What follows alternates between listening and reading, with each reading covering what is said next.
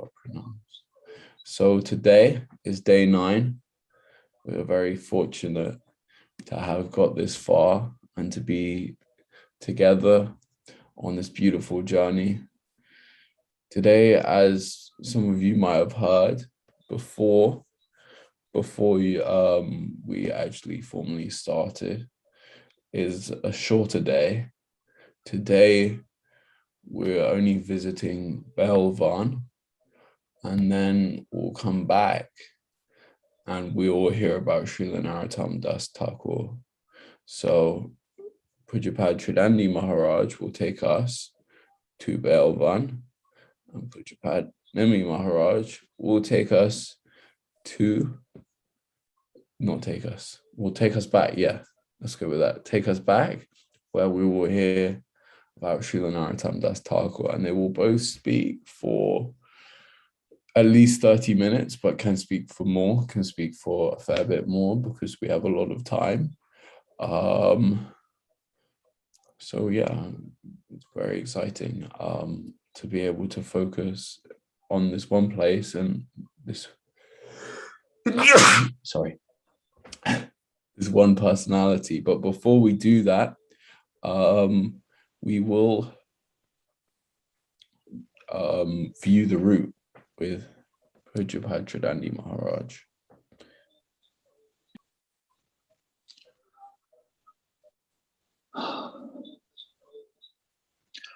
Om Mirandasya Gyananjala Shalakaya Chakshu Unmilitam Jena Tasmaya Shri Gurave Namaha Gurave Gaura Chandraya Radhikaya Tarade Krishnaya Krishna Bhaktaya Tarabhaktaya Namo Namaha Yam Prabhajantam Anapetyam Apetya Krityam Dvaipaino Viraha Katara Juhava Putreti Tammayatayo Tarabo Vinidustam Sarvabhutam Hridim Munim Anatoshmi Bhaktya Vihina Aparada Lakshay Shittascha Karmadi Taranga Madhye Kripa Maitvam Sharanam Prapana Vrinde Namaste Charana Ravindam Bhajami Radham Aravinda Netram Smarami Radham Madhurashmitasyam Vadami Radham Karuna Bharadram Tato Mamanastikatyana Chapi Tavaivasmi Najivami Tvaivina Iti Vignaya Radhe Tvam Nayamam Charanantikam. I'm first of all offering millions of Dandava pranams unto the lotus feet of my most beloved Gurudev, Nitya Lila Pravishta Om Astauttaras Rashishimad Srila Bhaktivedanta Narayan Goswami Maharaj. And I'm offering the same again millions of times unto the lotus feet of our most beloved Nitya Lila Pravishta Om Astauttaras Rashishimad Srila Bhaktivedanta Swami Srila Prabhupada, and all our illustrious Rupanuga Guru Vargya, and all the Vaishnavas present today with us, headed by Pujapad Bhaktivedanta Nemi Maharaj, all the devotees who are watching on other platforms. My Dandavat pranams to all of you today. So today, yes, is a maybe a short. It's a single day, and it's a very, very, very beautiful day. It's splendid because we don't have to climb on a rickety bus. We don't have to go through congested traffic. We don't have to do any of that. We simply have to have our 5 rupees in hand and walk to the beach of Jamuna Devi and take a boat across the Jamuna directly in front of Gopinath Bhavan. This is our route today. Actually, we can get the route on the screen now, if you like. It's directly in front of our Gopinath Bhavan. Yes, if you pinch out. Baelvana. Baelvana and Baelvana are the same, just different names for the same place. So we're just going to take a boat across the Jamuna, and then we have to walk about 2.5, 3 kilometers through a most attractive landscape, which has just been washed clean totally by Jamuna Devi. When we're standing on the western bank in our place at Gopinath Bhavan and we look across during the rainy season, which is just completed, it's practically 1.5 miles or at least a full mile in flood. Jamuna Devi just completely floods the eastern bank. So now all that flood water, of course, has gone down, and we're going to be walking directly through those clean, pristine, white sands that Jamuna Devi's just cleaned, and the beautiful bushes there. So we have a small video that we can show you just to get the atmosphere of the place where we're going to walk to. It's just very quiet and very peaceful because there's no traffic hardly. So yes, this is our video. Okay.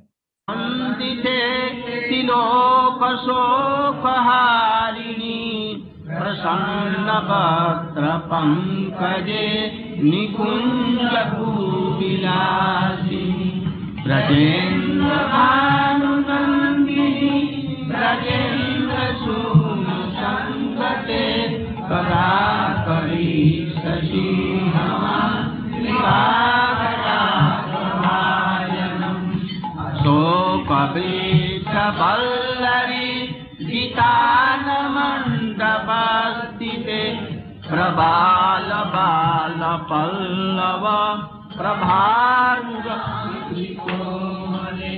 Varabhaya surakare prabhuta sampadalaye kadakari sasiyamam kripakataksamajanam anangaranga mangala prasanga bhangura bhruma sabhramam samabhramam dikantavarpatane nirantaram vasikrita pratinandanandane kadapari sasiyamam kripapataksamajanam hari suvarna champaka pradita gaura vigrahe mukha prabhaparasa koti sarate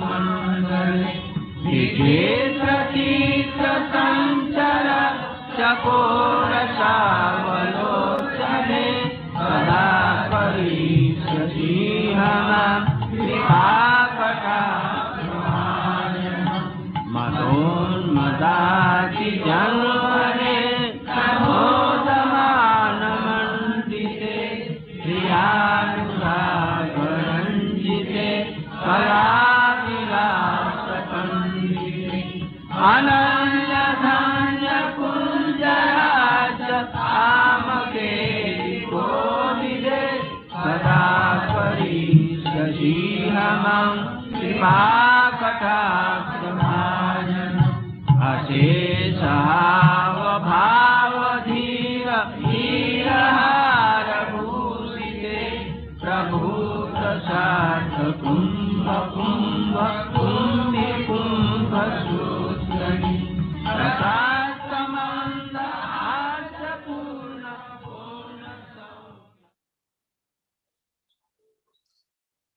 Yes, so we come into this beautiful ancient village of Baelvana forest, and it's very exceptional. This is a picture of Srila Gurudev being carried across the Jamuna. This is a historic picture. That's our Pujapad Bon Maharaj there on Gurudev's left, carrying Gurudev across the waters of the Jamuna previously. So that's how they would cross the Jamuna in dramatic style. Thank you, Manjalali.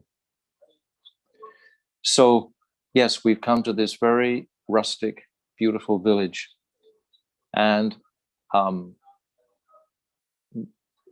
the women are all churning butter and so on. The cows are there, the buffaloes are there.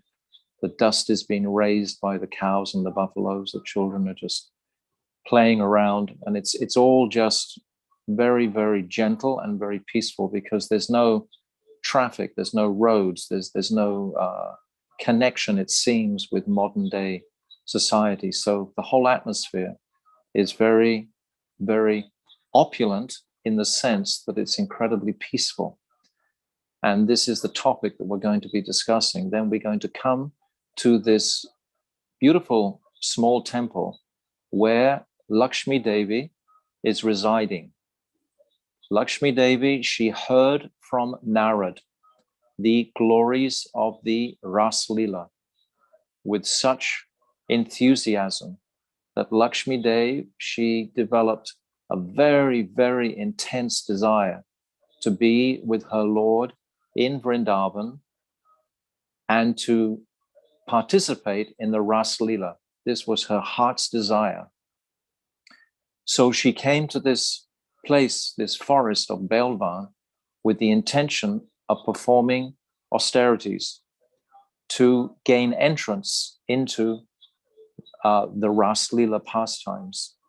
And she performed austerities here for a long period of time, it's described. And then Gurudev describes that in one kalpa, Punamasi comes. In another kalpa, Krishna himself comes. And both of them express the same conclusion. They ask Lakshmi Devi, she wants to enter into this Ras Lila, but does she even know how to make cow dung patties? Does she know how to cheat on her husband? Does she know how to sing the different songs that all the gopis sing, etc.? So none of this, of course, is known to Lakshmi Devi. She says, no, I don't know how to do this. And how could I possibly cheat on my husband? I'm a Brahmani. So this mood of Aishwarya is indelible within the heart of Lakshmi Devi. And Gurudev describes that the constitution of Aishwarya and Madhurya is that they can never be present in the same place at the same time. It's impossible. He says directly, he says, the constitutional nature of Aishwarya and Madhurya, they cannot exist together. These are his words. They cannot exist together. How can they? It's just too contradictory. So this truth of this situation for Lakshmi Devi brings us as the sadhaks so many jewels of instructions and guidance in our attempts to actually enter this most confidential place of Krishna's pastimes, at least in our meditation. Rupa Goswami, he's given us the direction. Very simple. Tannama rupa charitadi sukirtana smritya kramana rasanamana siddhyoja tishtem braje tanuragi janugami. That one must live in Vrindavan. The sadhak desiring to enter into deeper meditation on these pastimes and to purify his material contaminated condition must live in Vrindavan. So if we cannot live there directly, then by mind. So all of you on this Zoom today or watching this are most fortunate because your consciousnesses are absorbed in Vrindavan. Sometimes devotees, they come on the parikrama, but their consciousness may be far away because of different circumstances, etc., from the actual leelas and being present with what is going on. So we are here now, and somehow or other, due to these technological advancements we have, we're all able to sit and consciously and comfortably meditate and reflect upon the speciality of this distinction between Aishwarya and Madhurya. In Vrindavan, Krishna, he cannot even roll over by himself practically. He can't do anything. He's completely dependent on the Brijbasis. he has this mood where he's hungry to appreciate their love for him. And they are feeling that they are completely responsible for Krishna's welfare in every single area of his life. They have to feed him and clothe him, etc. They worry for him all the time, where he is, etc. And they have that feeling, complete feeling, that Krishna is ours and we must take care of him. So this is an extraordinary mentality. In fact, this is the Supreme Lord who's performing these pastimes in a mood, as I said the other day, of all-knowing, sarvagya, and not knowing also at all that he's the Supreme Person. Yogamaya allows that forgetfulness to come in the heart of Krishna a number of times. And in contrast to Dwarka, they are completely dependent on Krishna, fully dependent on Krishna. They either see Krishna as the Supersoul or Krishna as the Supreme Lord of all beings, like that. They see Krishna in different ways, but always he is the Supreme, absolutely the Supreme. Whereas in Braj, he's not. And this is really brought out by the beautiful pastime when Uddhav, when he is requested by Krishna to come to Vrindavan to pacify his family members and, of course, principally the gopis who are lamenting extremely in Krishna's separation.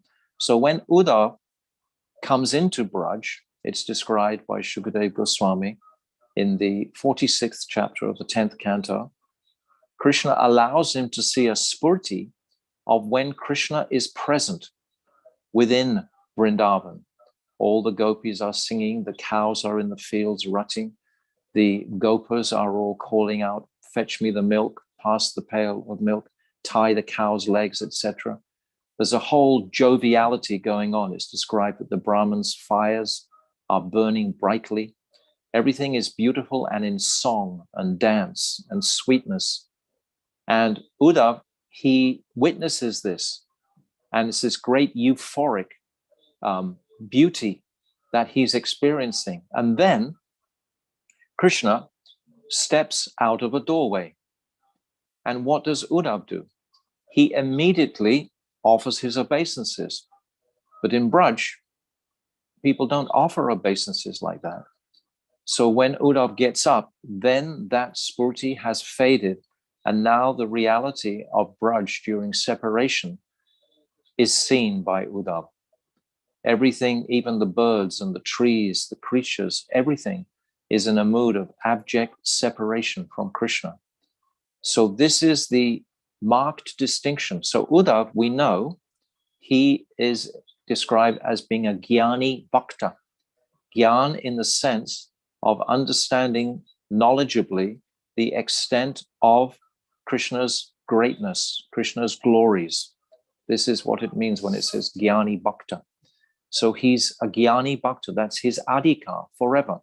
Even though he stays with the gopis, etc., he associates with Nanda Baba and Yashoda, but this feeling that Krishna is always the Supreme Personality of Godhead can't leave his heart. And similarly with Lakshmi Dev, how will that feeling that the Lord is the Lord of my life ever fade in the heart of Lakshmi Dev? It can't. So therefore, when we come into this temple, we see Lakshmi Dev is sitting there in meditation still today. It's described still. That burning desire is there in her heart to enter, even though she's completely ineligible. So this whole description or understanding today is about this distinction between Aishwarya and Madhurya. My Gurudev practically gave his life to explain this repeatedly again and again. It's so paramount for our understanding, because none of this understanding would be available to us without the mercy of Chaitanya Mahaprabhu. It's only the mercy of Chaitanya Mahaprabhu and Rupa Goswami and the other Goswamis that we're able to understand this distinction. Prior to Mahaprabhu, practically, nobody really understood this distinction. It was described in the 10th canto of the Srimad Bhagavatam, but who could actually accept that and really appreciate it? The esoteric mood of this Madhurya Bhav. Everyone, by nature, practically, unless you're educated in the precepts of Chaitanya Mahaprabhu, only wants to worship God. First of all, in a lower stage, we worship God as like our order supplier. And we see him on that platform in most of the Western worlds. All the religions of the world are based around a mood of Aishwarya, totally. It's unthinkable to think of God as being my closest friend, not just friend, but like in the Gopis relationship, like in Madhurya, or like in Vatsalya with Mother Yashoda. Even in Sakya Ras, they can defeat Krishna. So in all these ways, Krishna is not the Supreme Personality of Godhead. Even when he's lifting Govardhan Hill, he's not the Supreme Personality of Godhead in their eyes. They are all thinking, this is, Govardhan is flying by the strength of Nanda Baba's prayers. And the Sakas are thinking, yes, we are holding up Govardhan Hill by our strength. But of course, Radharani, she is thinking, well, she has told Govardhan, if you drop down one sesame seed, I will incinerate you. So they're not seeing for a single second that Krishna is the Supreme Personality of Godhead. So this is a very high stage for the sadhak to come to. Srila Vishwanath Chakravarti Thakur, he describes in his Ragvartman Chandrika a very beautiful analogy to appreciate this fully, that if we think that we have a glass of water, if the water represents Madhurya, and you put a spoonful of salt in that glass of water and you mix it and drink it, it's very, very salty. So this salt is like the Aishwarya mixing with the Madhurya. But if you take a whole sack, a few 100 pounds sack of salt, and you throw it in the Ganga represents the extensive Madhurya mood of Braj, then that one sack of salt in the Ganga will make no difference at all. But at the same time, that amount of Aishwarya is certainly underlying in Braj, in the sense of their dedicated, respectful, beautiful, sweet moods. There's never for a single moment when they would drop from a mood of fervently trying to please Krishna in every single way. So this Aishwarya is there, but it's covered by such an extensive amount of Madhurya that you can't even detect it at all, practically. There's a similar understanding of this. I can remember sitting in Mathura many times. I'm sure you also can remember these occasions when the local devotees, the Indian devotees, they could communicate with Srila Gurudev in a very familiar way because they had such a deep, deep, deep respect and love for him. This deep respect was at heart there, cultivated. And sometimes it was seen that the Westerners tried to imitate that very intimate mood with Gurudev that they had seen the local devotees in exchanging with Gurudev. And Gurudev would just turn away because the base of Aishwarya or of absolute Nishta was missing. Do you understand? It's like, so this is what I'm comparing in Vrindavan to the Aishwarya that is there at the base, the absolute dedication to bringing Krishna the highest satisfaction and pleasure, but in a most familiar, beautiful way. So how could Lakshmi Devi, who has come from Vaikuntha or come from Dwarka, we can say, possibly enter into this mood? Everything my Gurudev used to describe is about mood. We have to try and understand what is the heartfelt reciprocal exchanges between the residents of Braj and consider simultaneously the residents of Dwarka. What are their exchanges with Krishna? We know that sometimes in Dwarka, Krishna will manifest his four-armed form. This is complete Aishwarya. Krishna will do that when in the pastime with Rukmini, when he's joking one time with Rukmini and saying that he's not good enough a husband for her. And Rukmini, just at that thought, she faints. And Krishna, he picks her up with two hands and then arranges her hair with another two hands. So this can happen in Dwarka, but this can never, ever happen. There's never an occasion where any of the pastimes go beyond what we call Nara Lila. Nara Lila are the human-like pastimes. So that could never, ever take, even though it's remarkable because we think of these ferocious, huge demons, and yet Krishna himself is very innocent about the demons himself. He's thinking that, oh, Putana, she came to kill me, but all I did was suck her breast. He's not thinking that I took the life out of her. It's actually not Krishna. It's not Brajendranandan Krishna anyway who's doing that. It's that Vishnu aspect of Brajendranandan internally that deals with the demons on that level. But externally, the residents never feel that Krishna, for a moment practically, is God. Occasionally, on a very rare instance, and Srila Gurudev has described, again, in his commentary on Raghavartman Chandrika, how Punamasi has mentioned, in passing, so to speak, to the gopis, that Krishna sometimes is like God. But Gurudev, he gives an analogy of if you have 200 liters of milk boiling and you have some blades of grass amongst all the milk, and periodically one of those grasses may come to the surface just for a moment and then go down. So this Aishwarya may just for a second exhibit itself, just like we're going to hear at Paitagaon, where the gopis are searching for Krishna, and Krishna plays a joke with them and stands there in his four-armed form, and the gopis just walk past him. They're not feeling that sort of awe and reverence towards that Vishnu aspect of Krishna. So we see that this exceptional sweetness, but our appreciation of this sweetness is only gifted to us today as sadhaks through the mercy of Chaitanya Mahaprabhu.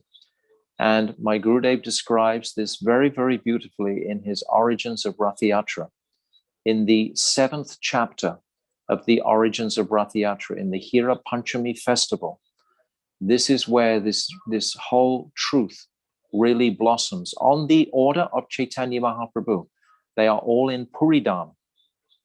And Mahaprabhu asks Kashishwara Mishra to arrange for this festival where Lakshmi Dev from Nilachal, which is where Jagannath, where Bimala Devi is residing, the queen of Jagannath, should come and try to enter the Gundicha, Sundarachal, which represents Vrindavan. So there's a very beautiful description in the Chaitanya Charitamrita, in the 14th chapter. It describes extensively this particular pastime. Now, it was Chaitanya Mahaprabhu who initiated this drama, this dramatic performance to take place to instruct us in this particular tattva, how the followers of Lakshmi Dev, they all come and they have whips of cloth, it's described, and they beat those guards of Lord Jagannath, and they're chastising the guards of Jagannath, demanding, where is our Swamini's our husband? Where is Lakshmi Dev's husband? And they're demanding that Jagannath immediately come back to Nilachal. And Mahaprabhu is absolutely relishing this pastime. And then he comments that the man of Lakshmi Dev, he's never witnessed such forceful man like this. In Vrindavan, when we hear of the man in Vrindavan, they're not actively brazenly, forcefully performing acts like this in Vrindavan. Whereas here in Puri, she's coming with whips and soldiers, etc. Her army, it's described, the devotees dressed as soldiers in Lakshmi Devi's army. And at this point, Mahaprabhu says like this, and then Swarup Damodar, who is, of course, Lalita Devi in Krishna Lila, he begins to describe the speciality of Vrindavan and the sweetness of Vrindavan and of the flowers, of the trees, of the cows, of the simplicity and beauty and speciality of Madhurya. And Srivas is there. Srivasacharya is there. And he takes on a mood of Naramuni. And it's very beautiful descriptions that Krishnadas Kaviraj is describing in the Chaitanya Charitamrita, where in the mood of Narad Muni, Srivasacharya, he's saying how, why would Krishna want to leave Lakshmi Devi? She has so many jewels, she has such opulent lifestyle, there's such beautiful palaces. Why would Krishna want to leave there and go to this little forest of Vrindavan? What could possibly replace the beauty and speciality of Lakshmi Devi's residences in Nilachal? And he's glorifying the opulence of Lakshmi Devi. But then Swarup Damodar, he begins to talk about the opulences of Vrindavan, how the flowers, for example, of Vrindavan are like chintamani's, how they can produce any type of jewel, but the gopis, they simply use them as anklets, or they decorate their bodies, they decorate Radharani and Krishna with these flowers. That's all they use the flowers for. But they could produce unlimited amounts of material wealth with these flowers. And then like the cows, these Kamandenu cows, they produce abundant milk, but they can actually produce totally anything that the heart desires. These are within the forest of Vrindavan. All the cows there are Kamandenu cows. We have one example of a Kamandenu cow that Vashishta owned. And there's many pastimes in the Puranas about that particular one cow. Nandini was the name of that cow. And there's stories about that one cow producing so much quantities of foodstuffs for a whole army. But this is just one cow, Kamandenu cow. But in Vrindavan, there are unlimited, practically millions of these cows. And then the trees, they're all Kalpavriksha trees. They're wish fulfilling, any desire that you have in your heart. These trees, they can fulfill them in a moment. So what is the comparison with the opulence of Vrindavan? And yet the residents of Vrindavan, they don't hanker for anything of that nature whatsoever. So that is an even greater opulence. That simplicity and sweetness is in fact a greater opulence. Just like I said at the very beginning of what I was describing today, how when we enter this village of Baelvana, it is to the sensitive sadhak an extremely opulent place because there is no sound of traffic, etc. There's no telephone wires. I don't think you can even get a signal there practically. So this has a special flavor of exceptional opulence. So we can appreciate the simplicity. So the devotees generally, they like to craft their lives in such a simple fashion so that they're not encumbered by various material objects which just increase material desires, etc. So Mahaprabhu himself, he's emphasizing this distinction between Aishwarya and Madhurya, particularly during this Hira Panchami festival. And within the chapter 7, my Gurudev, he describes very beautifully the nature of, or speciality of Madhurya, the sweetness of it, how it just melts the heart. And he tells the beautiful pastime of when Mother Yashoda, she's accusing Krishna of stealing milk, stealing butter from other houses. And Krishna is strongly denying it. He's saying, how can I steal this butter? Every day you send me out and I'm with the cows or with the calves in the fields. And then I come back at night, then I take something to eat, some supper, and then I take rest. How have I stolen butter?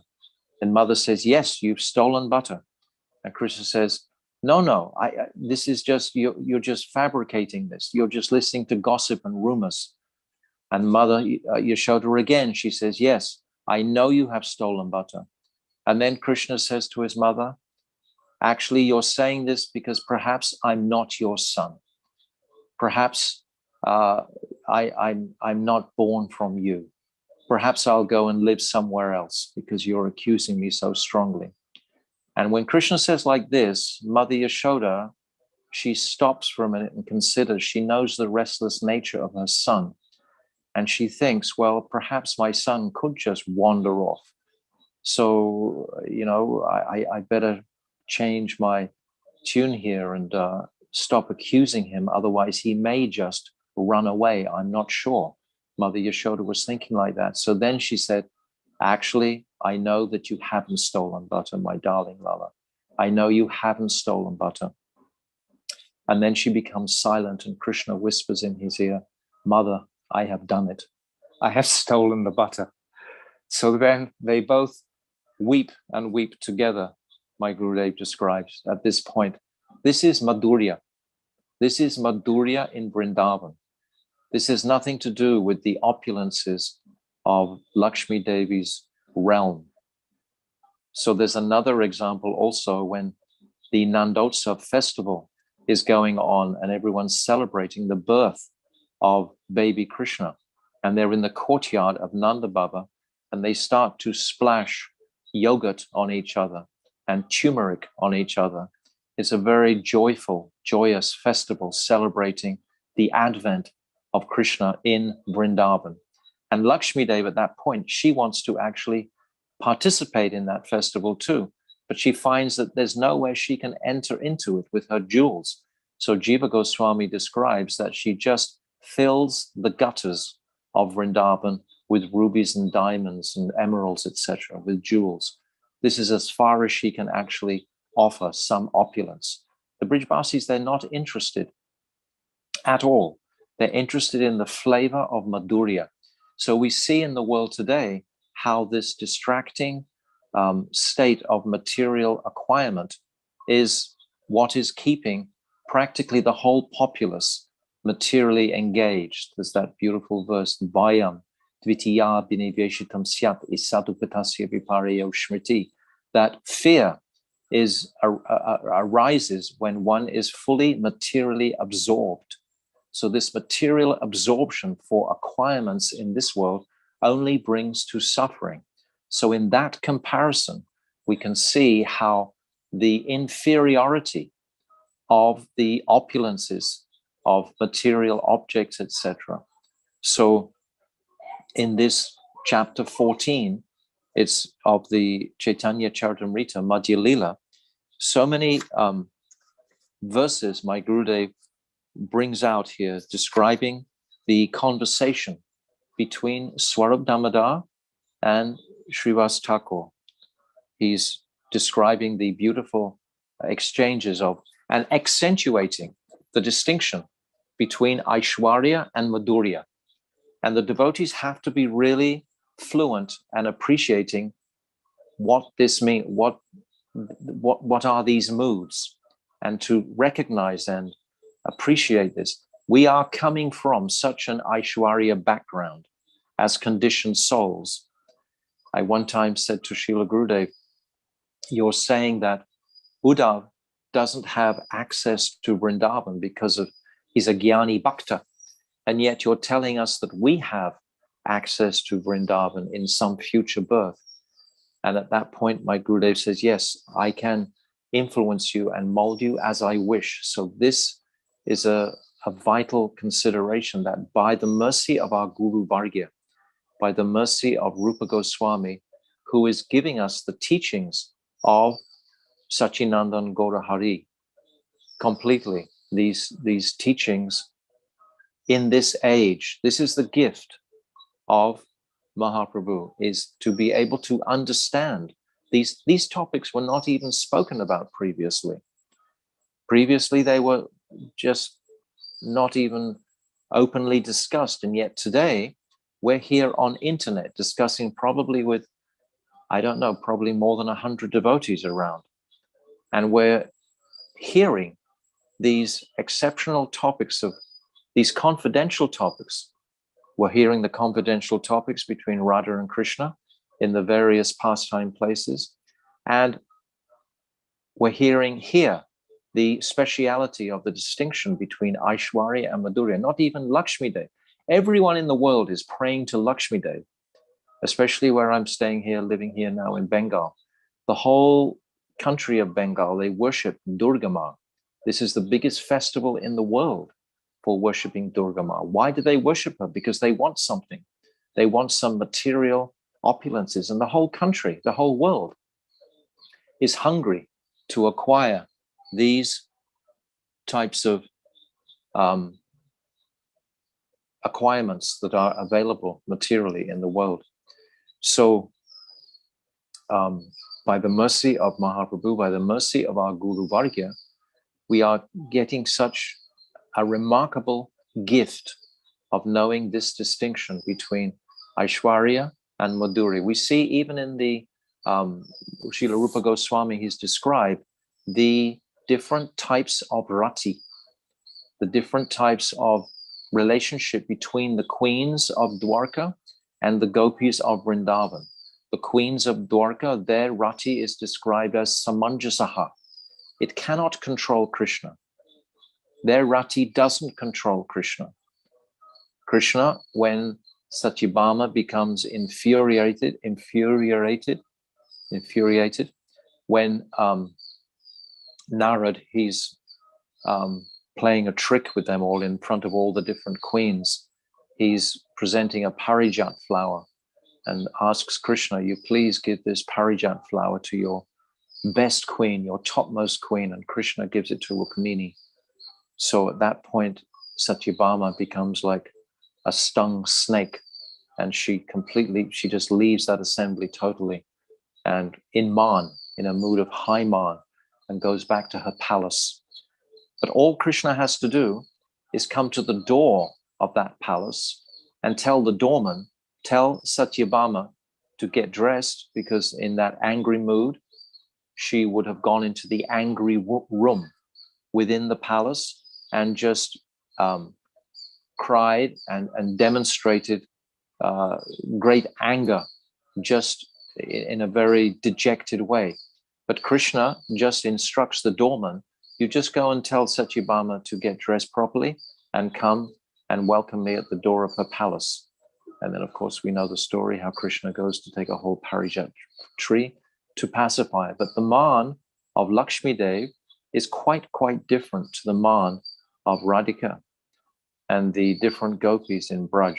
It's a totally different mood and flavor. So the devotees take great happiness and pleasure in discussing these distinctions between Aishwarya and Madhurya, with the hope of highlighting more clearly this nature of this Madhurya Ras. This Madhurya Ras is, we talk about it so lightly, but really and truly, it's such a deep consideration to meditate upon. So this is something of the katha that we hear in Baelvana. I was reflecting today, watching Srila Gurudev in that place of Baelvana. And when we're actually on the parikrama, as I said before, we only have time to shout in the microphone for probably 3 or 4 or 5 minutes. And if we're Western bodied, probably less than that. So we don't actually get very much katha about the importance and significance of these holy places. But this Baelvana is tremendously important and tremendously significant for the sadhaks to appreciate the nature of this distinction between Aishwarya and Madhurya. So there are many, many more considerations in this topic, but I'll end now and we'll come to our next topic of Narottama Dasa Thakura. But now we're just going to walk back. It takes about 40 or 50 minutes to actually walk to Baelvana from our Gopinath Bhavan. So now we're going to have the fortune to walk all the way back through the beautiful, clean countryside, the sands, the revealed sands of the Jamuna, and just to relish the atmosphere, the opulence, because this is opulence. The beauty of this land is absolutely opulent, but it's an opulence of a different nature. It's an opulence which has far more sweetness to it. It's the sweetness that is highlighted. So thank you so very much for listening to this Katha today. And I'm begging for the mercy of all the Vaishnavas to appreciate these topics more fully in my own life. Thank you. Dandavat pranams. Vansha kalpatarubhyascha. Kripas. Patitanam pavnebhyo Vaishnavebhyo namaha. Hare Krishna.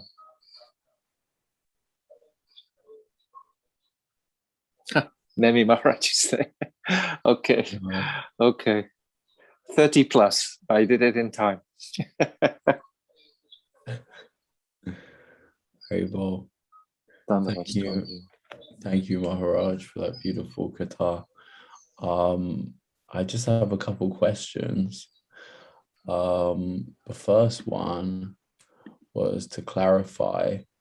You said when Uddhava enters Vrindavan, someone allows him to see a Spurti of Krishna. Vrindavan. Who allows him? Is it Krishna? Krishna reveals a Spurti of him, of Braj, when he's there. He doesn't just come straight into a separation mood. This is described in the Srimad Bhagavatam very clearly in chapter 46. Krishna comes. There's a whole long description by Shukadev Goswami of all the different activities and the joyous mood in the pasturing grounds of the bulls rutting and the gopis calling out and the sakhas calling out. And it's all very joyful and boisterous. It's exactly as it is when Krishna is present. So he describes this. But that was Krishna who gives that revelation to Uddhava. We will discuss many aspects of Uddhava in Uddhava Kyeri and Uddhava Kund at Govardhan. So there's two places. The katha about Uddhava is delectable. It's beautiful. Was there anything else, Darren? Yes, my other question was, you're relating the pastime of Krishna stealing the butter, and you said at the end, they both him and Mother Yashoda burst into tears. Why did they start crying? What was their reason for crying? Because of their love. Krishna has been so insistent saying that he didn't do it. And Mother was so insistent saying that she did do it, that he did do it. And then Mother relents. And in that relenting mood, then Krishna also relents. And then the emotion that invokes within the hearts of both of them, their affection for each other, just builds and overflows where tears manifest in sweetness, tears of sweetness and joy. Okay? Just trying to write it all down as you said. Don't write it, feel it. Huh? Don't write it, feel it. But I want to keep it. I want to keep it. We keep it if we just read these.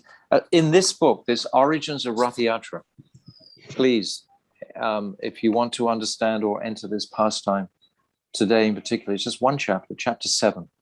There's also a narration of it. if you just want to listen to it. But this chapter, if you want to understand this topic conclusively with referencing Srila Krishna's Kaviraj, it's just so clear in that the Hira Panchami pastime. Okay. I've got a question. Is the origin of Rath Yatra, I remember reading about this a while ago. What's the difference between the book, The Origin of Rath Yatra, and Jagannath Rath Yatra? Because there's two different ones, right? Same. It's the same. They're the same, yeah. So it's funny that you mentioned this book, because I literally got it off my shelf last night because I was going to start reading it. So this is a sign. Well, Light's gone. Can you hear me? I can hear you. Krishna wants Nemi Maharaj to speak. Margie, two quick questions, if I may. Haribol, I don't even answer them because I got no light. Yeah, you'll be fine, Margie. Actually, the first question's partly a statement, partly a question. Oh, can you hear me?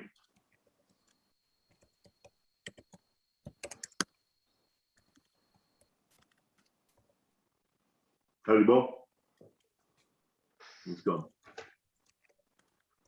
Maybe I'll take my video off to save bandwidth.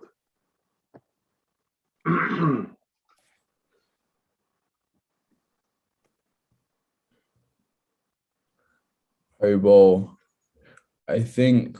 Actually, yeah, should we just move on? I think, yeah, just save your questions when he comes back. After Maharaj is done speaking, we can just ask these questions.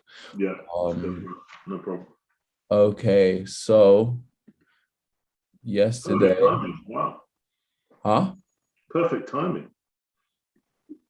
Yeah, you could say that. So yesterday we had a whistle stop introduction to the life and pastimes of Srila Narottama Dasa Thakura, and now we're going to hear. So we had the condensed version yesterday, and today we're going to hear the extended version. So without further ado, I'm going to hand over to Pujapad Bhaktivedanta Nemi Maharaj to speak something on this topic. Srila Narottama Dasa Thakura. Om Jnana Tinirandhasya Jnananjana Shalakaya Chakshuranmilitam Yena Tasmai Shri Gurave Namaha. Ram Vishnu Padaya Krishna Prishthaya Bhutale Srimade Bhaktivedanta Swami Nam. Nama Om Vishnu Padaya Radhikaya Priyatmane Shri Srimad Bhaktivedanta Narayani Namane. Nama Om Vishnu Padaya Gaura Prishthaya Bhutale Shri Srimad Bhaktivedanta Bhakti Namane. Vanchakalpataribhyascha kripa sindhubhye putitanam pavanebhyo vaishnavebhyo namo namaha. Shri Krishna Chaitanya Prabhu Nityananda Shri Advaita Gadadhar Shivasadi Shri Gaura. Hare Krishna, Krishna Krishna, Hare Hare Rama, Rama Rama. Today in India is the auspicious disappearance day of Sri Narottama Thakur. Yesterday was his disappearance day here. So Srila Gurudev arranged that the calendar should be calculated for local titis. In other words, we celebrate according to titi, according, as I understand, according to the configuration of the moon, especially because we run according to a lunar calendar. So some mutts, they base everything on India and everyone celebrates on the same day. But Srila Gurudev wanted to have the titis calculated so everyone could calculate according to their particular time, which day and what time and all like that. So therefore, yesterday we observed the disappearance of Srila Narottama Thakur in UK, for example, and many other countries. UK is not the only country in the world. And in India as well. In India today. So Narottama Thakur Actually, Narottam, it starts, Lord Chaitanya Mahaprabhu, having been to South India, he decided he wanted to go to Vrindavana, or he announced that he wanted to go to Vrindavana. With a huge crowd, he arrived in Ramkeli, which is where W. Kas and Sakya Malik lived, later to become Rupa Goswami, Sanatana Goswami.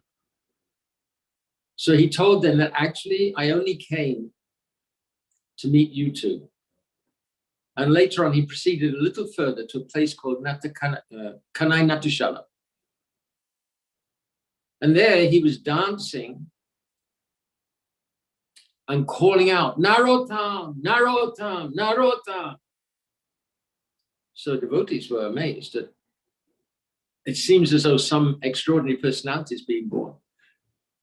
And Nityananda Prabhu, he asked Lord Chaitanya, so what is this Narottam?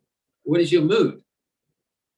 And Chaitanya Mahaprabhu said, oh my Lord, he's addressing Nityananda Prabhu, my Lord, oh my Lord, I was with you in Puri and you were dancing and chanting in so much ecstasy every day. So I managed to catch that love of yours. And now I'm feeling this love and I want to hand it on. So they came to a place called Kudapur on the bank of Padmavati, river Padmavati.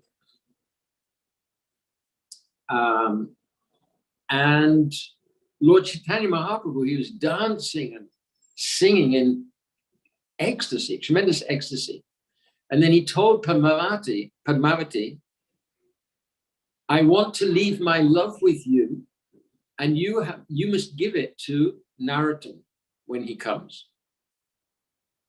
So she said, how will I know? There's so many people come to take bath in my waters. How will I know when Narottam comes? The Lord Chaitanya said, when he enters your waters, you will overflow. And when that happens, then you'll understand that, oh, this is Narottam, and you will give him the love that I'm leaving with you now. So Padmavati river kept that love in her own particular way. So Narottam Thakur, meanwhile, he was born as the son of Krishnananda Dutt. So the two brothers, Krishnananda Dutt and Santosh Dutt, both great devotees. And Narottam was very, very beautiful, born on a very auspicious day. From the beginning, very intelligent, very spiritually minded. Everything that he learned, he could remember immediately. Photographic memory. And extremely intelligent for understanding all the points. Everybody was amazed. From the beginning, he was inclined to renunciation, spiritual advancement. And one day, he went to this place, Kudapur, and just as he entered into the river, so Padmavati overflowed. And then she understood, oh, this is Narottam. I have to give him the love that Lord Chaitanya has left with me, Chaitanya Mahaprabhu. So Narottam received that love. And when he came out, he looked completely different. His mother didn't even recognize him. He became a totally different person. And naturally, being absorbed in Lord Chaitanya Mahaprabhu's love, he wasn't interested in worldly affairs at all. So his parents became very worried that, oh, maybe he'll leave. So they were guarding him, just like Raghunath Das's parents were guarding him to stop him from running away. One day, the king of Gauda sent a message to Krishnananda and Santosh that we have to have a meeting. It's very important business. So they left, and taking that advantage, the guardians were not so strict. And Narottam Thakur took his farewell from his mother, Narayani, and then he left. He went to go to Vrindavan.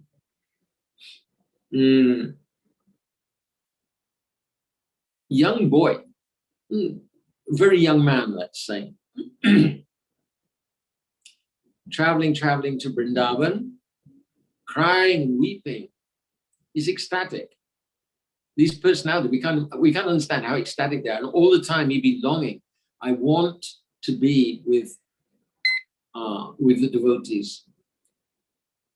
So in Vrindavan, Srivas was already there.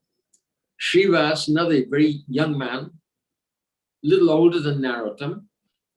He'd come, he just missed having darshan of Lord Chaitanya, just missed having darshan of Panchatattva in Gaudamandal. And then he decided, I'll come to Vrindavan, at least I'll be able to associate with Rupa and Sanatan. And they left. Rupa Goswami just left just a very few days before he arrived. Very tragic. He took shelter of Jiva Goswami and received initiation from Gopal Bhatta Goswami. So Srinivas was thinking, oh, I've heard about this amazing young devotee, Narottama. I would really want to meet with him. And then just on that day, Narottama arrived in Vrindavan. So they became so attracted to each other. And they studied together under the guidance of Srila Jiva Goswami. In Vrindavan, or in Braj, there was a great personality, Srila Lokanath Das Goswami. Great personality. If we look in Sri Chaitanya Charitamrita, no mention of Srila Lokanath Das Goswami. No mention of Bhugarva Goswami, his nephew, with whom he came to Braj. But actually they were sent by Lord Chaitanya, specifically sent by Lord Chaitanya. So Lokanath Das Goswami, he's one of the 8 chief manjars of Srimati Radhika, Manjulali Manjari. And he's worshipping Radha and Krishna in solitude. Now, so he's taken a vow that I want to worship in solitude, and so naturally he's not going to take any disciples.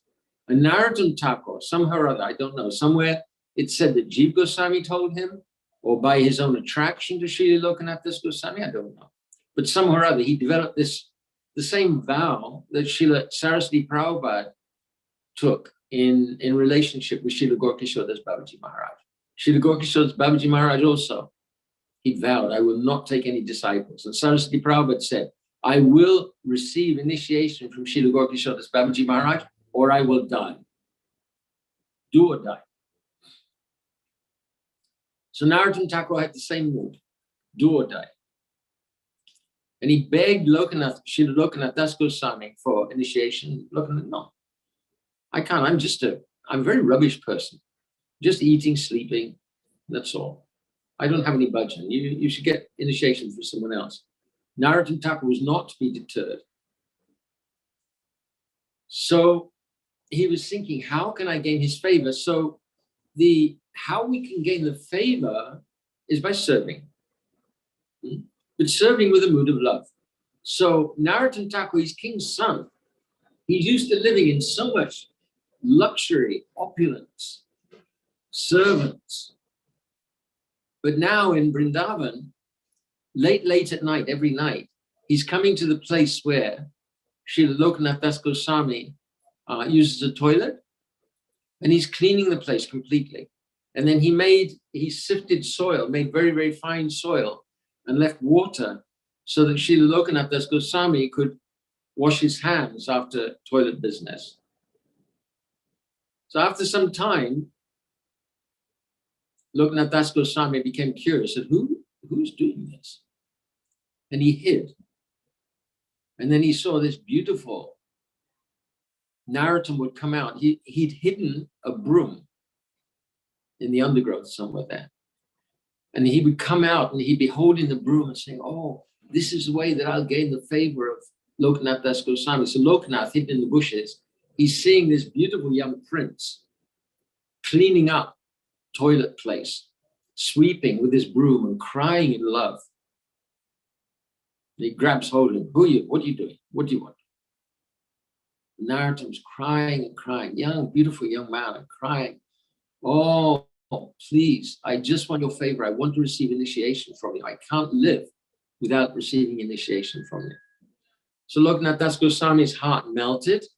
He said, all right, you take bath in Yamuna. So next day, he took bath in Yamuna and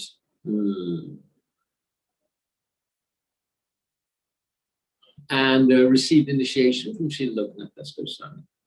So he had a very close relationship with him. Then Srila Gurudev especially emphasizes his pastime where one day, very, very hot day,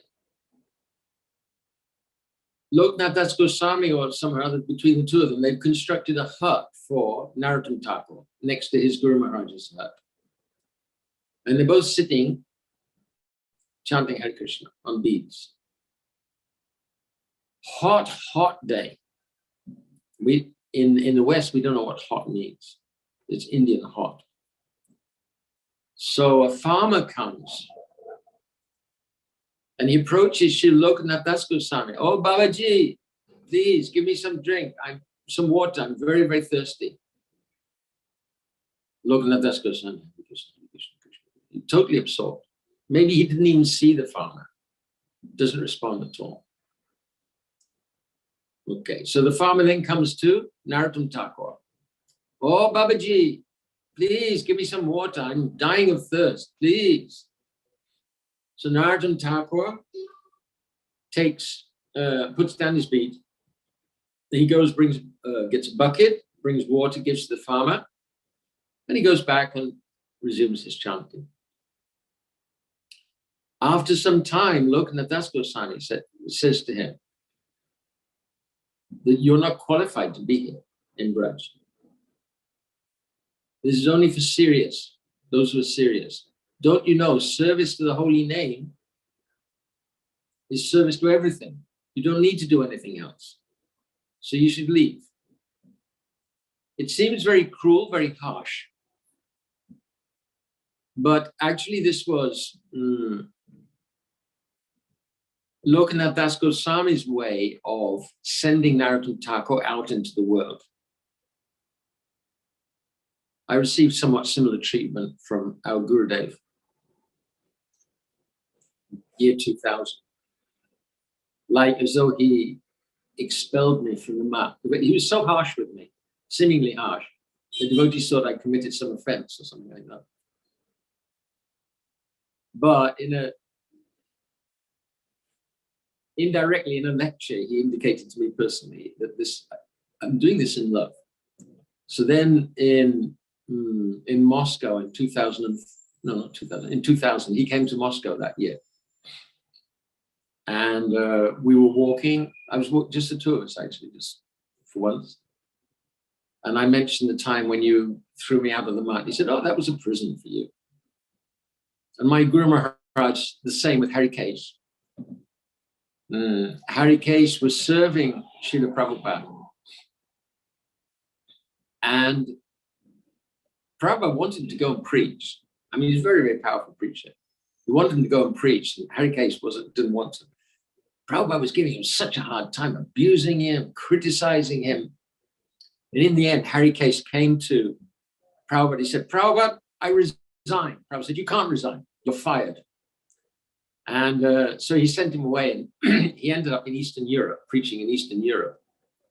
So then sometime after that, he came to Srila Prabhupada with books in different Eastern European languages.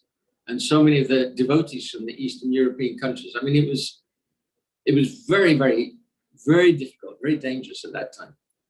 And Prabhupada said to Harikesh, so now do you understand? Harikesh was crying. So our acharyas, they may do this. It may seem harsh at the time, but we can detect the love. So Narottam, so he was studying all three, not Vrindavana, sorry. Shyamananda Prabhu had come already, and Narottama Thakur and Srinivas. So they're all studying together under Srila Gopal Bhatt Goswami. And our Gurudev emphasizes that in those days, there was no question that, you have to stay in this group, you can't go anywhere else. Yes, I know so-and-so may be a very advanced devotee, but you're not allowed to go there. You have to stay in this group. No, there were no such diplomatic boundaries. So they're all studying. And at some point, Srila Jiva Goswami gave the instruction that you will have to go, you three will have to go. You'll take the books of the Goswamis, Srila Rupa Goswami, Sanatana Goswami, Jiva Goswami also, Gopal Bhatt Goswami, Srila Krishnadas Kaviraj Goswami.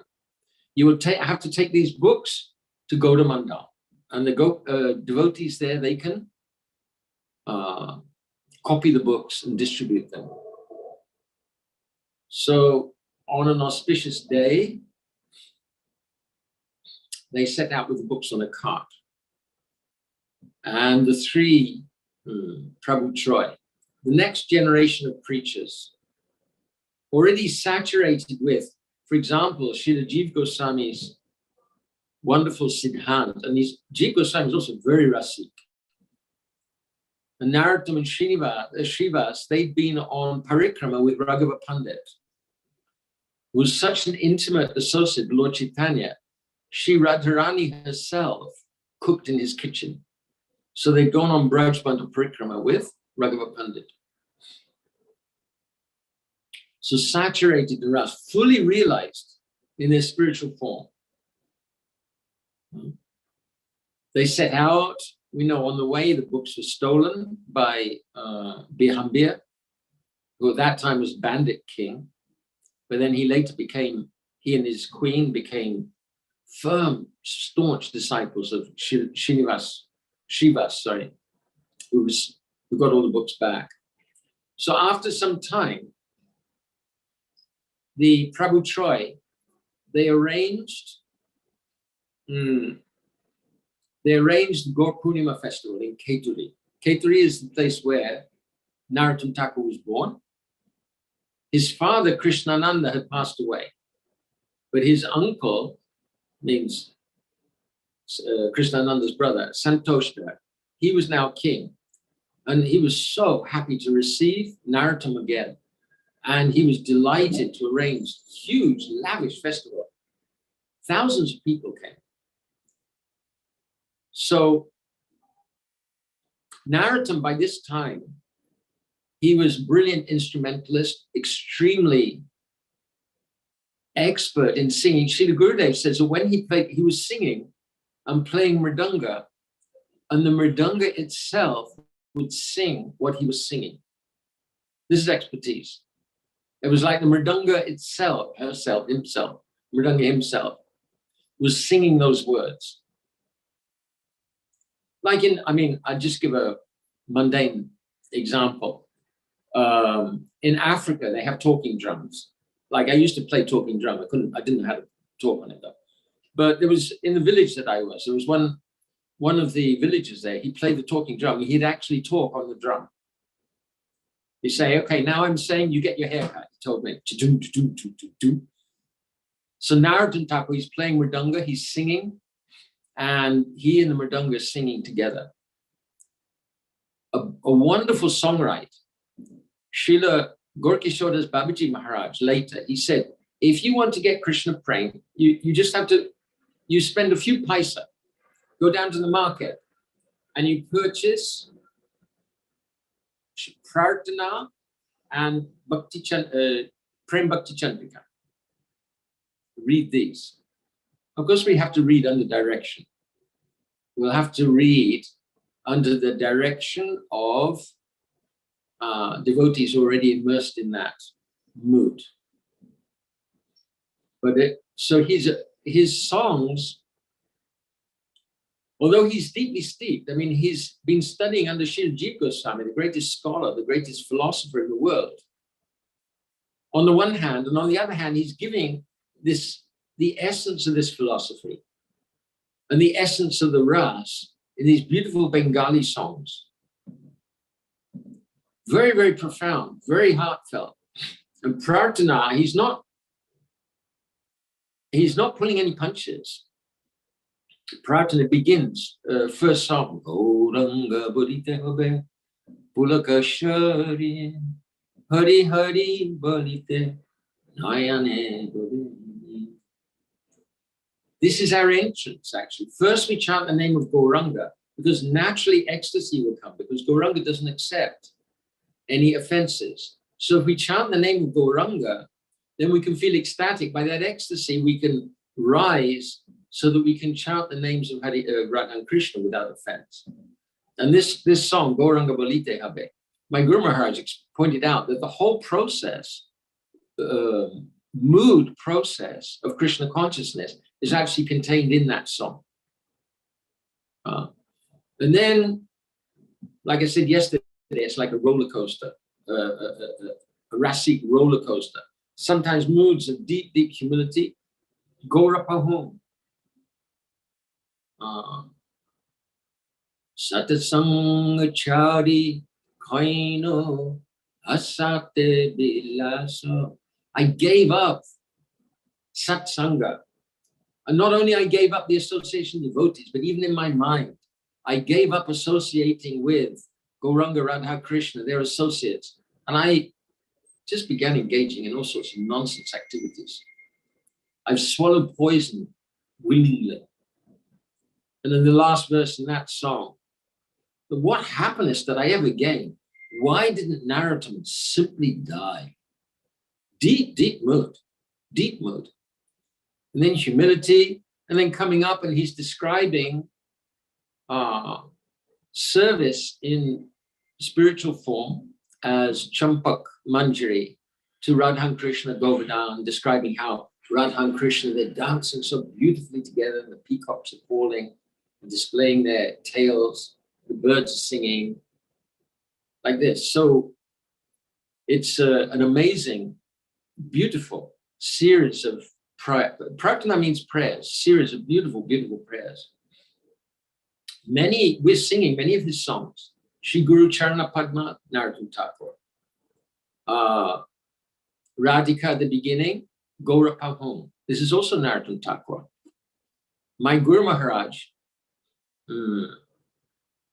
he wrote to his disciple, Dhananjaya Prabhu, my god brother, who was in touch with George Harrison. So Prabhupada said, he sent a translation of Gaurapahom to Dhananjaya. He said, you give this to George Harrison, and if he sings some English version of this Gaurapahom, it will be a great event. So I'm not aware that George Harrison actually did that, but I did. I'm just going to sing the first verse. This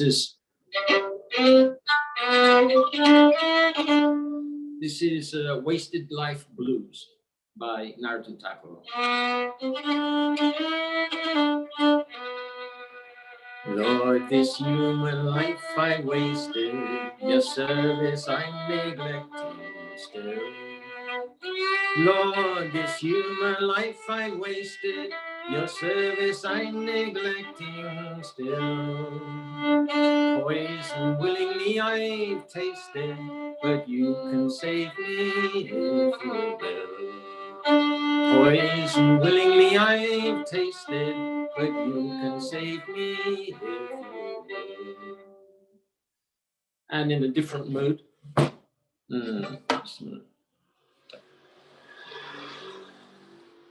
It's a very deep mood that I've wasted my human form of life. Why did I get this life?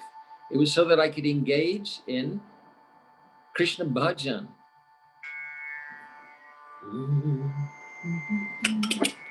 Oh, Krishna Lord, this life I wasted. Your loving service, neglecting still. Poison, giving thee tasted, but you can can save me if you will. The last word. Oh Krishna Lord, I stand before you. You're with Vrishabhana's daughter fair. Count me as yours. I do implore you. Your loving service is my one desire.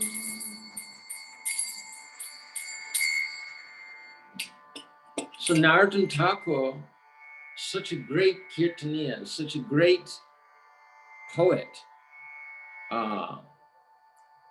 such a great instrumentalist. So they've arranged Gaura Purnima festival, and Janavama will come. At that time, already there were various groups of Vaishnavas, and there were different conclusions about the teachings of Lord Chaitanya. So they had a big meeting, and Janavama, the consort of Nityananda Prabhu, she presided over the meeting.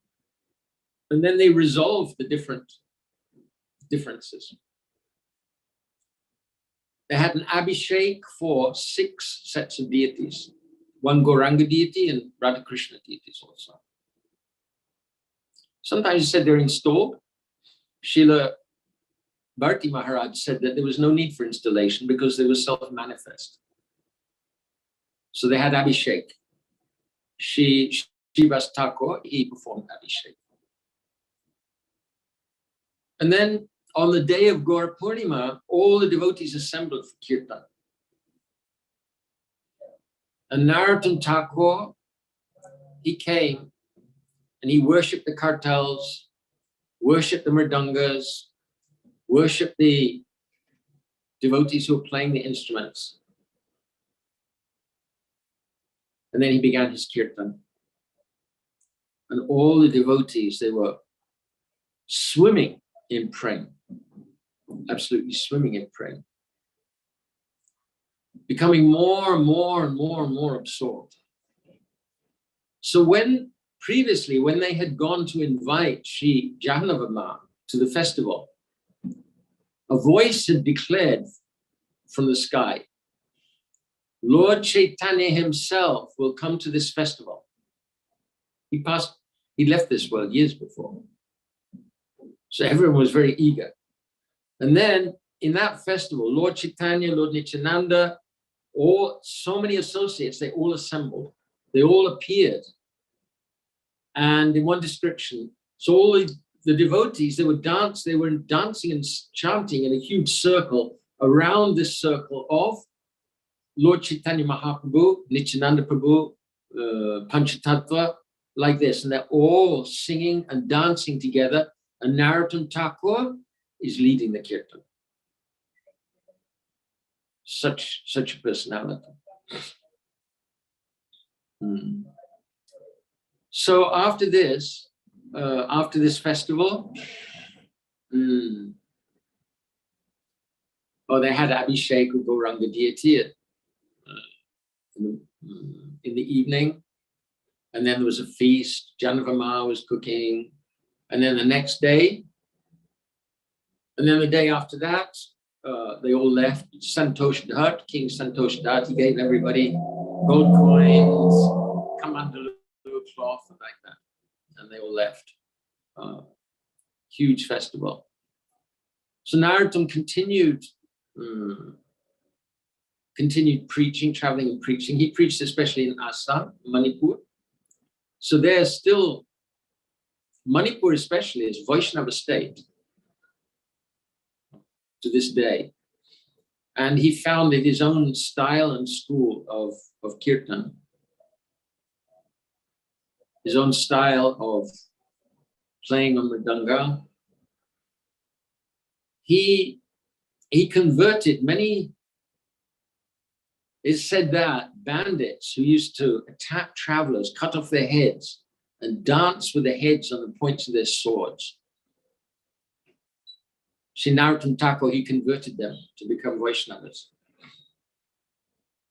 One occasion, he was giving Vaishnava initiation to Brahmanas, or when I say to Brahmanas, to Vaishnavas who had been born in Brahmana caste. So according to Vedic, according to caste consideration, this is intolerable for the Brahmanas. The Brahmanas think that only they can give initiation to Brahmanas. So they were up in arms.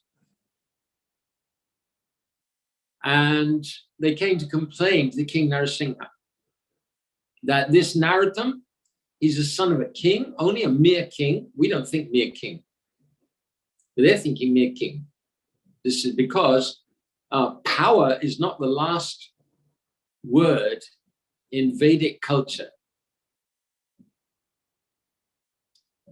The last word in Vedic culture is Vedic knowledge.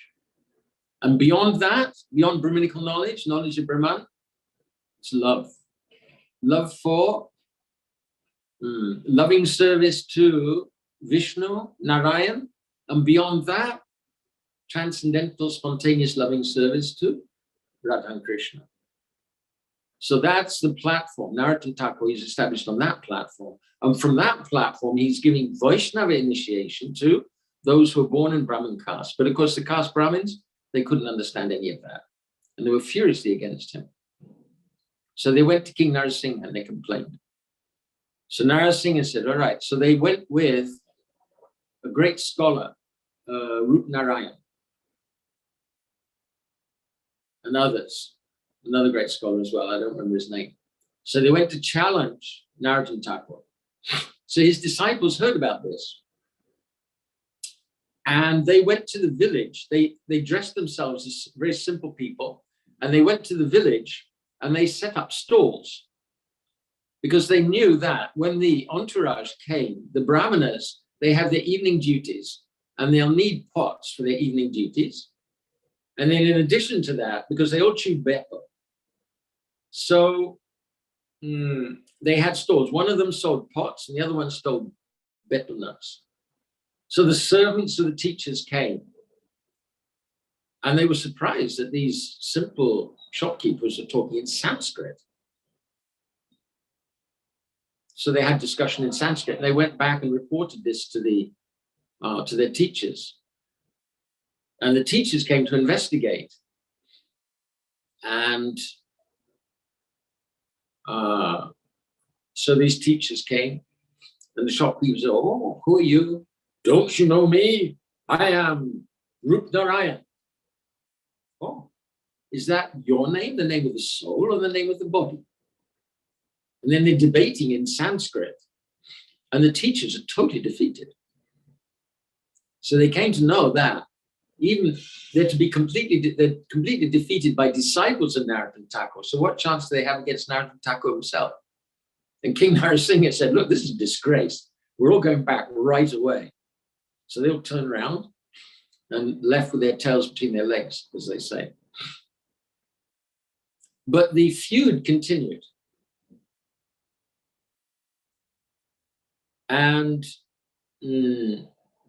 Narottama Thakur, one occasion, he became sick, and he was preparing to leave. But his disciples begged him, please don't leave.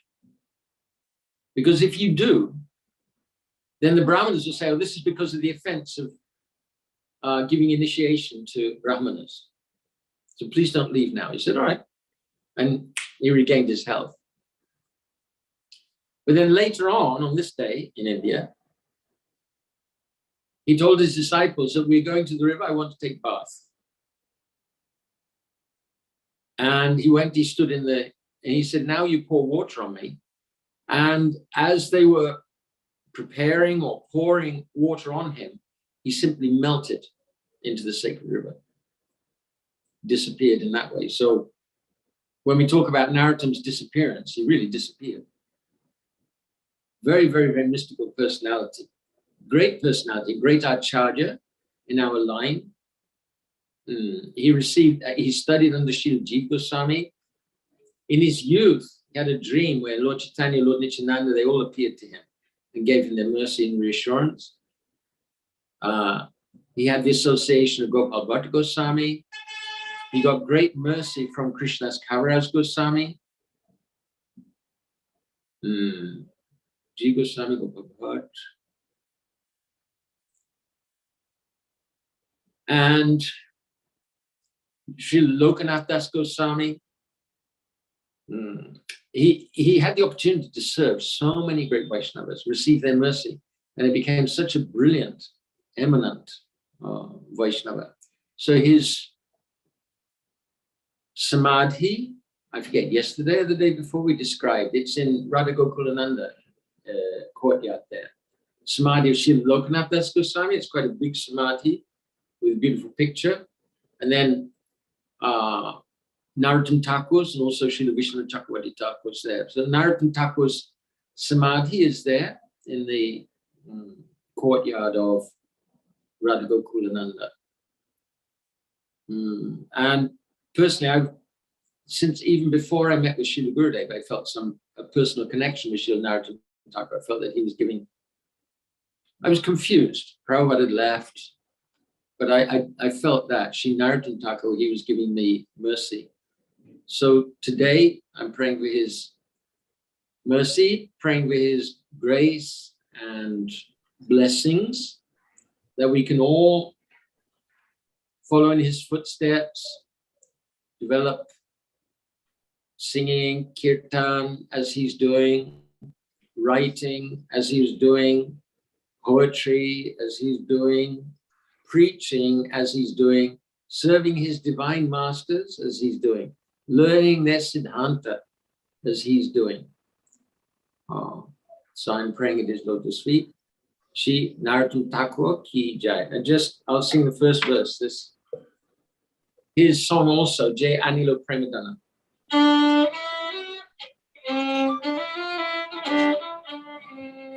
Jai Anilo Premadana Karuna Prachu Heno Prabhu Kota Gela Acharya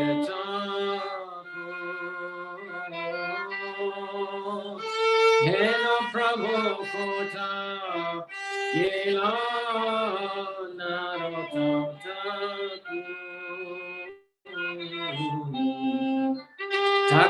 Narottama Thakur Narottama Thakur Narottama Thakur Narottama Thakur Narottama Thakur Narottama Thakur Narottama Thakur Narottama Thakur Narottama. Shri Narottama Thakur ki jai. Vanchakapatra Vishakti Pasan Bevita Putidanam Bhavne Vyo Vaishnavebhyo Namo Namaha. Hare Krishna. Margie, that was, we're always told that developing these relationships with these great devotees is our only salvation. So otherwise we can never attain any progress in bhakti. So I'm deeply grateful to you for helping develop my sambandha with this great personality. This morning's katha has really helped that. Thank you. I have a couple of questions for you, just because I'm a bit slow sometimes. The river that Mahaprabhu instructed to give Narottama Dasa Thakura his love, and the river said, "How will I know?" Or you'll overflow when he takes bath. What was the name of the river? Padmavati. Padmavati. Padmavati. Okay. It's, as far as I remember, it's Keturi is like in a U kind of bow of the Padmavati. Right. Yeah, it's not a name I'm so familiar with. Khetri now is in it's in Bangladesh. I don't know what's happening there. No. Okay. You said something really interesting about Lokanath Das Thakur being one of the 8 chief manjaris. Yes. So is each manjari kind of assigned to one of the 8 gopis? Does it work like that? No. How does it work? No, not at all. Srimati Radhika has 8 manjaris. Like main manjaris. And that's the 6 Goswamis, and Lokanath Das Goswami and Krishnadas Kaviraj Goswami. Lokanath Das Goswami is Manjulali Manjari, and Krishnadas Kaviraj Goswami is Kasturi Manjari. So we hear there's 108 chief gopis. How does that work? So Srimati Radhika, apart from Srimati Radhika has 8 Ashtasakis. Each of those 8 Ashtasakis has 8 manjari. Wait a minute. They have their own arm. I don't remember the math now, and I'm a bit flustered. Anyway, each of the 8 Ashtasakis has their own 8 Ashtasakis. Oh yeah, that's right. And they also have 4 main manjaris, each of them. So if you add that up, you've got 8 times 12 is 96, plus the original 8 is 104. And Srimati Radhika also has 4 main manjaris. So those 4 main manjaris: Rup Manjari, Vilas Manjari, which is Rasa Manjari, which is Rup, is Raghunath Bhatt, and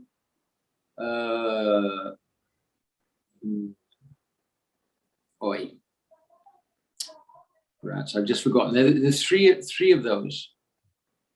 There's a special samadhi.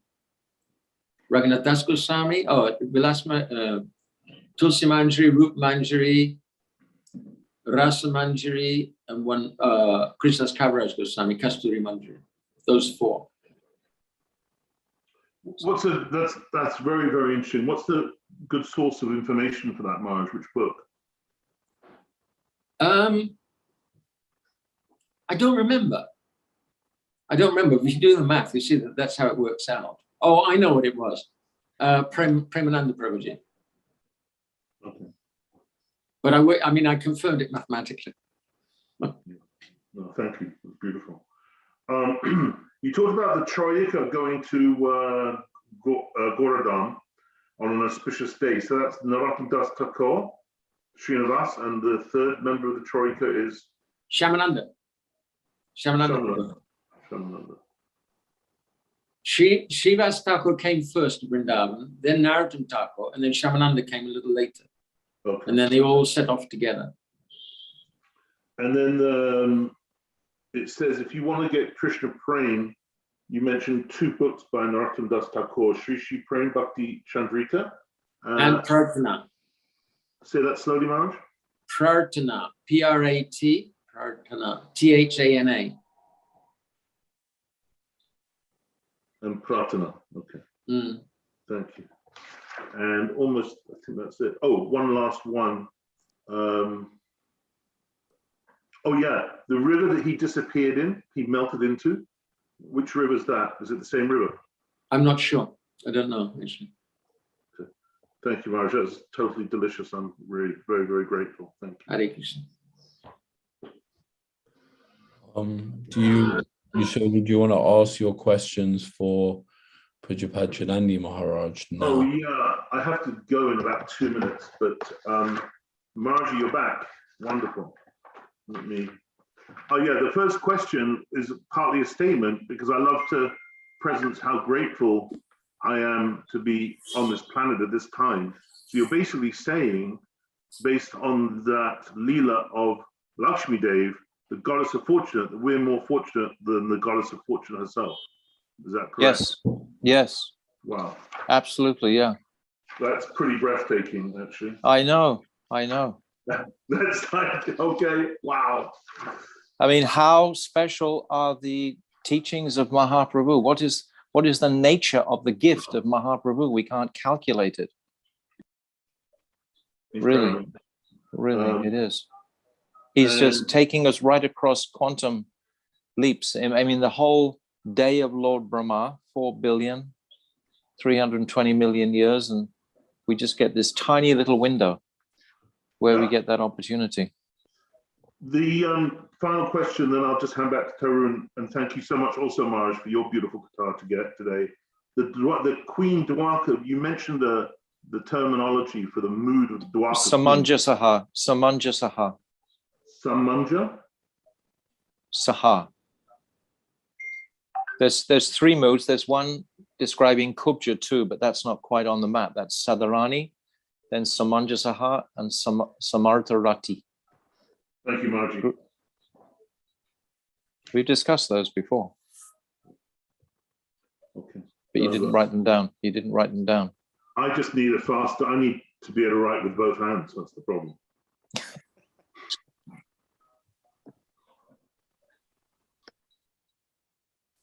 Ramananda's photograph looks so serious, but he's not so serious when you see his face. Oh, he's disappeared. Very well. I want to say thank you, Pujapadnami Maharaj, for your beautiful guitar. Sorry, I would have stayed with the questions for you, but I wanted to make some special dispensation because I know Yashoda was eager to ask his questions and he had to run off. But we have a couple more questions for you that people have sent me. The first question is, what were the differences they resolved with Janava matter during the festival at Kaitori? I have no idea. Just that there were various different conclusions. Well, I mean, we know there's Gauranga Nagari, for example. Some ideas Gauranga Nagari, they must have arisen already, and different understandings about the identity of Radha and Krishna, of Chaitanya Mahaprabhu, because not everybody would have been in contact with Srila Krishnadas Kaviraj Goswami. There's so many, but I haven't seen it stated what the differences were. Thank you, Maharaj. That was the first Govardhan festival. Oh, wow. First large one, yeah. Mm. I'd like to Actually, thank all the devotees for the comments and the chat. Hare Krishna. Questions. Oh, sorry. What were you saying, Pujapadnami Maharaj? I was just going to mention that it's described that Shyamananda and Narottam, they would regularly hold these massive festivals, which they would take a few months to sort of prepare, and they would initiate. Hundreds of thousands of people would come to these festivals. And, they would have, because they were all extremely erudite scholars, and they could all just fluently speak the sweetness of the Shastra. And they would make these presentations and just melt, especially as you're describing, Maharaj, with their brilliant kirtan expertise, because Shyamananda and Srinivas, they were just so brilliant, with their musical presentations. Geniuses. It's a wonderful contemplation that the second generation of preachers, the first is like the Goswamis, and then we come to these three. And really, without them, I don't think we sing their glories sufficiently, or we acknowledge them. We're so caught up with our own little, spreading the mission. But what they did. One thing is they don't come into Sri Chaitanya Charitamrita. Correct. They don't, they don't come into our main, prime shastras, so they're not so well understood or so well known. Correct. We must make Bhakti Ratnakara more popular, because that's where they're really brought out fully. Yeah. And Nityananda Prabhu's preaching in Bengal is also not broadcast really extensively. We get it something through Gauridas Pandit and Gopal Guru. It's also described there. Yes, that's true. He really goes overboard with Vrindavana Dasa Thakura. Yes, beautiful. It's beautiful. These are the real foundational pillars of our movement. Jai Maharaj, beautiful guitar. Appreciated it. Who wrote Bhakti Ratnakar? That's Narahari Chakravarti. yeah. Wow. There's two Naraharis. There's Narahari Sakar, and then there's Narahari Chakravarti Thakur. And they're about 150 years difference between them. And Narahari Chakravarti was the disciple of who? Not sure. Don't know. But he was after Narottama Dasa Thakura. He was coming after. Yes. Well after. About Okay. 100 years after. Okay. Thank you. I'm going to tell Yashoda to tune in and listen to this all after what he missed, because some really beautiful and very interesting guitar. The second question was, what was the prem that Mahaprabhu left for Narottam in the river Padma? Considering he is a pure devotee, does Narottam not already have all love in his heart? That's for you, Maharaj.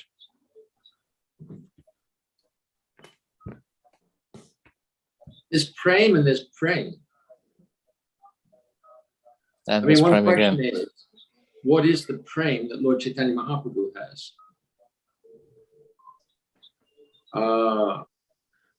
It's not the same as the prem that the followers of the Goswamis can receive. Because Chaitanya Mahaprabhu is Krishna in the mood of Srimati Radhika. So, I don't know the technicalities of that, but I don't know what is the prem. I don't know. I have to be honest. But it took him, the thing is that it took him totally outside the realm of any kind of family interactions and all like that. He absolutely lost interest in that. He registered the families there. He left while his father had gone, so he didn't really say goodbye to his father, never saw him again. And said goodbye to his mother and then just left. He was very young. Yes, young. At that time. A little bit like Raghunath in the sense of escaping his family clutches. Yeah. At a youthful age.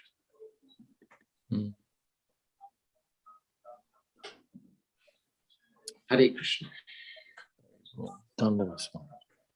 Thank you so much, Maharaj, for your and your answers. I think we have a little bit of time, so with Maharaj's permission, I'm going to read out 2 interesting comments from Jiva Pavan Prabhu. Is that okay, Maharaj? Of course.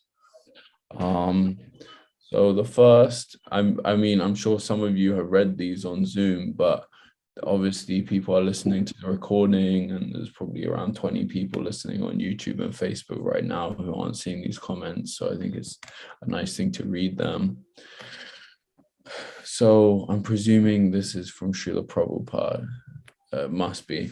Letter to Tamal Krishna, Los Angeles, 27th of May, 1970.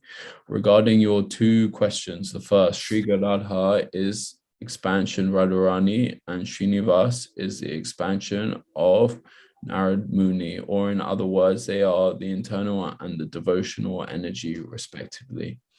The second question, yes, Rupa Goswami is a gopi by the name of Rupa Manjari, but not all the 6 Goswamis of Vrindavan are gopis. The following is a list of some of the principal gopis. The first 8 are called Astasaki. Lalita.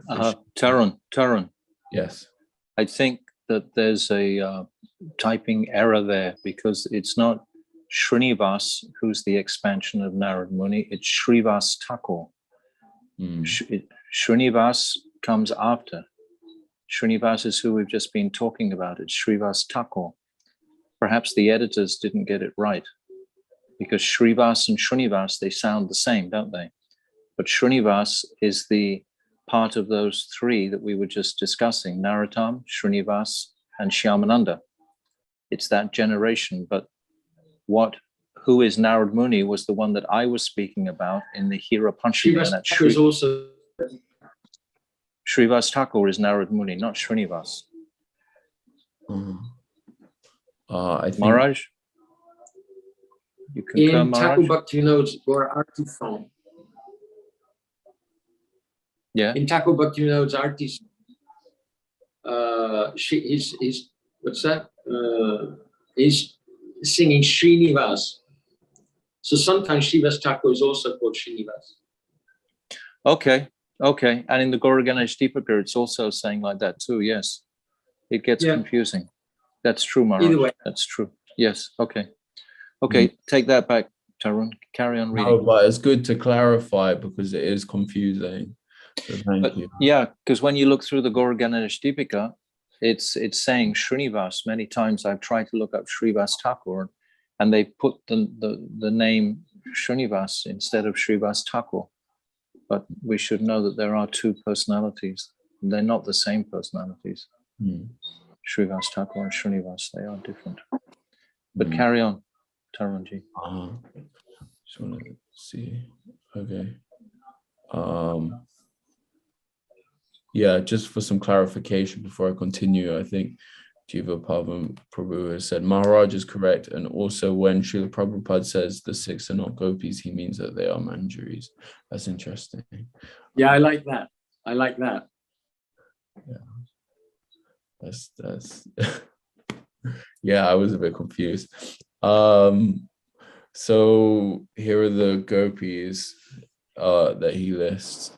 Lalita Vishaka Suchitra Champakalata Ranga Devi Sudevi Tunga Vidya Indureka Rup Manjari Rati Manjari Lavanga Manjari Ras Manjari Manjumali Kasturika. You can sing individually the names of the gopis, there is no harm, but when we sing the prayer Sri Radha Krishna Padan Sahagun Lalita Sri Vishakanvitams Cha, this includes them all. Wow, that's nice. And then a second comment from Jiva Pavan Prabhu. It is said that the gopis are divided into 5 groups, namely the Sakis, Nitya Sakis, Prana Sakis, Priya Sakis, and Param Preshta Sakis. All these fair complexioned associates of Srimati Radharani, the Queen of Vrindavan Dham, are expert artists in evoking erotic sentiments in Krishna. C.C. Adi Leela 4, chapter 4, verse 217, translation and purport. All the other gopis increase the joy of Krishna's pastimes with Radharani. The gopis act as the instrument of their mutual enjoyment. It is said that the gopis are divided into 5 groups, namely the Sakis. That's a repetition of the same thing. Okay, I won't read it again. All these fair complexioned associates of Srimati Radharani, the Queen of Vrindavan Dham, are expert. Okay, it is a full repetition. Okay, the Param Preshta Sakis are 8 in number, and in the ecstatic dealings of Krishna and Radha, they sometimes side with Krishna and at other times with Radharani, just to create a situation in which it appears that they favor one against the other. I don't know. It cuts off after that. I don't know if we're meant to read the rest of it. If there's like a limited length to a Zoom comment, it's possible it got cut off.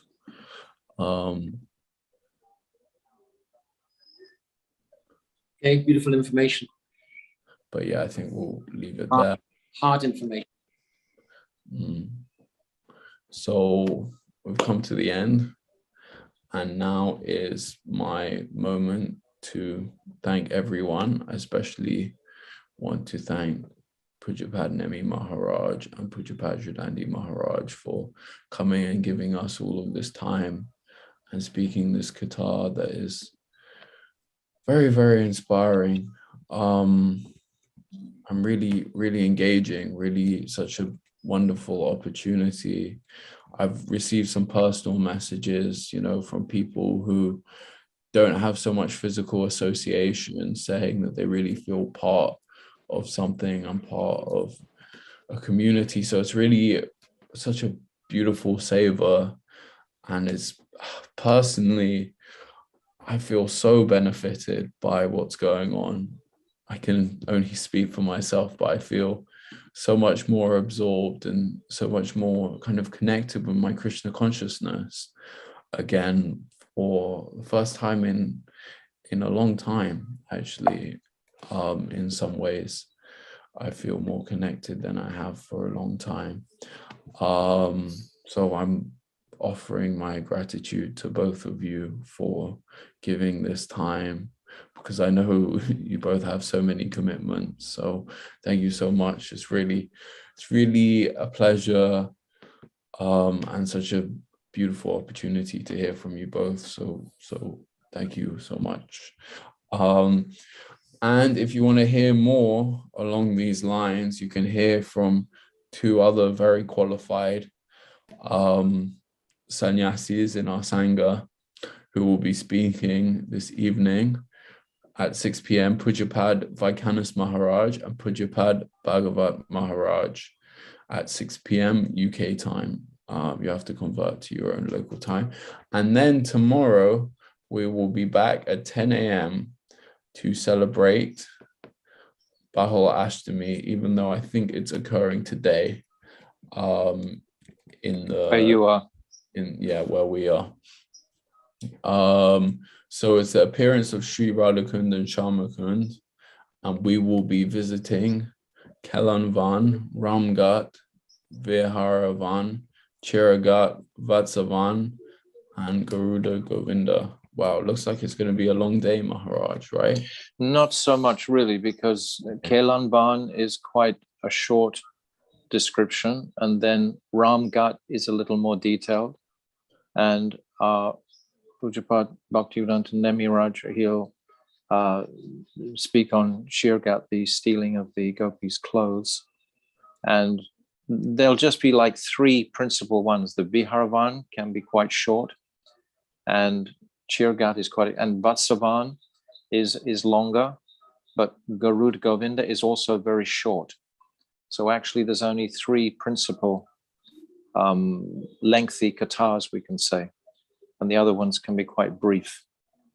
Viharavan, Kelanvan, and Govinda Garud. Garud Govinda. They can be quite brief. I mean, they are always brief when we're on parikramas there. But we spend more time at Ramghat and Chirgat and Vatsavan. Those three places are the main places tomorrow.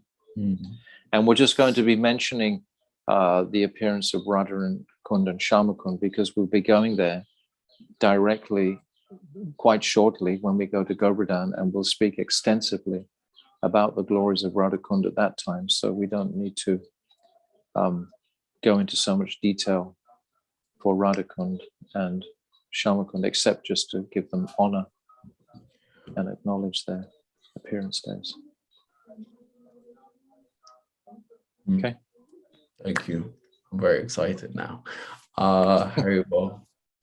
Okay, so all we have left is some beautiful kirtan from Sriman Ramananda Prabhu, and he can introduce the kirtan he is singing.